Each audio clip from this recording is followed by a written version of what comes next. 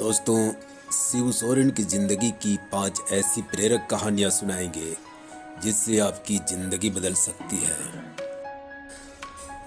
झारखंड में आदिवासियों के सबसे बड़े नायक दिसम गुरु शिबू सोरेन अब इस दुनिया में नहीं रहे। हालांकि उनकी कई कहानियां हैं जो लोगों को प्रेरणा देती है। ऐसी ही गुरुजी की 5 कहानियां हम आपको बताने जा रहे हैं जो हमेशा लोगों को प्रेरणा देती रहेगी। शिबू सोरेन, जिन्हें दिसम गुरु के नाम से जाना जाता है, झारखंड के एक दिग्गज नेता और झारखंड मुक्ति मोर्चा के संस्थापक थे।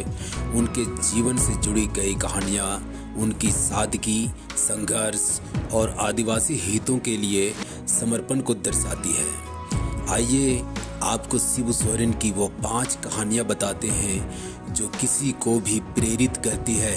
इन 5 कहानियों में आपको दिसम गुरु के जीवन और व्यक्तित्व की झलक भी मिलेगी।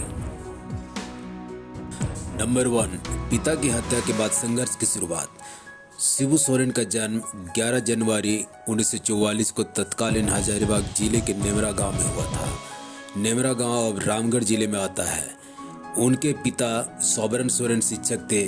1960 के दशक में महाजनों ने उनकी हत्या करवा दी। युवा शिबू को इससे गहरा आघात पहुंचा।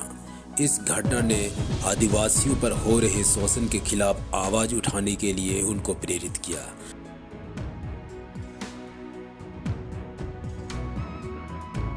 पिता की हत्या के बाद शिबू ने महाजनों और सूदखोरों के खिलाफ धनकटनी आंदोलन शुरू कर दिया। इस आंदोलन ने आदिवासियों को अपने हक के लिए एकजुट कर दिया। इसी आंदोलन ने शिबू सोरेन के जीवन की दशा और दिशा दोनों बदल दी। इसके साथ ही अलग झारखंड राज्य के आंदोलन की नींव पड़ गई।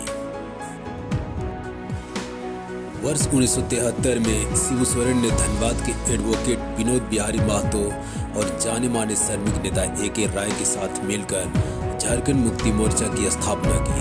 उनका लक्ष्य था आदिवासियों और मूलवासियों के लिए एक अलग झारखंड राज्य का गठन करना। इस आंदोलन के दौरान शिबू सोरेन को कई बार जेल जाना पड़ा। पुलिस की यातनाएं सहनी पड़ी। उनकी लोकप्रियता इतनी बढ़ गई कि उनकी अगुवाई में लाखों लोग सड़कों पर उतर आते थे। यही वजह रही कि वर्ष 2000 में झारखंड अलग राज्य बना। यह कहानी उनके दृढ़ संकल्प और नेतृत्व की मिसाल है। नंबर 2, जनता से जुड़ा। शिबू सोरेन को गुरुजी कहा जाता था।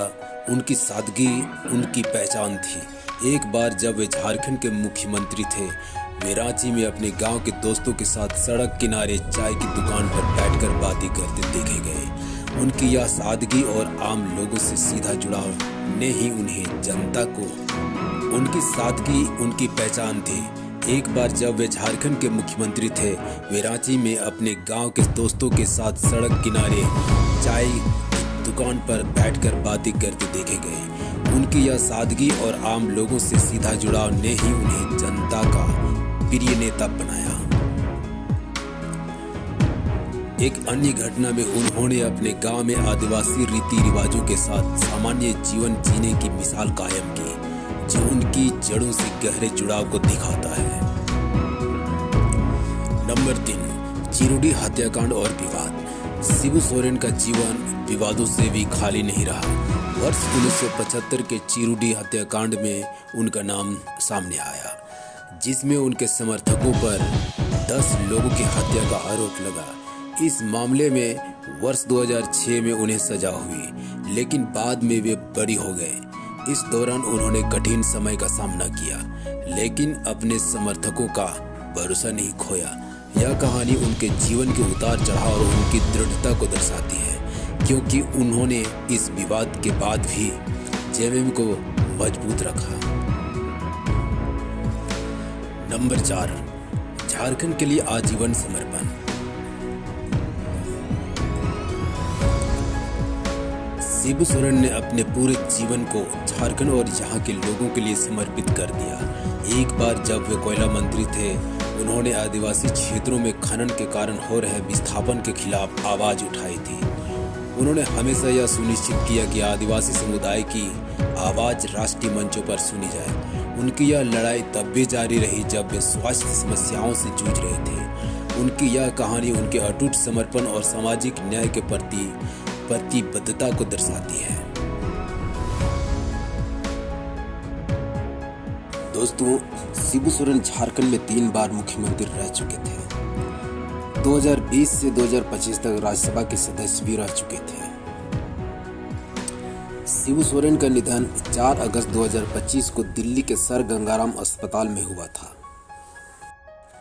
दोस्तों, शिबू सोरेन की जीवनी सुनकर आपको कैसी लगी, कमेंट बॉक्स में जवाब दीजिएगा और मेरे इस YouTube चैनल को सब्सक्राइब जरूर कीजिएगा ताकि ऐसे ही और कहानी आपको मिलता रहे। धन्यवाद।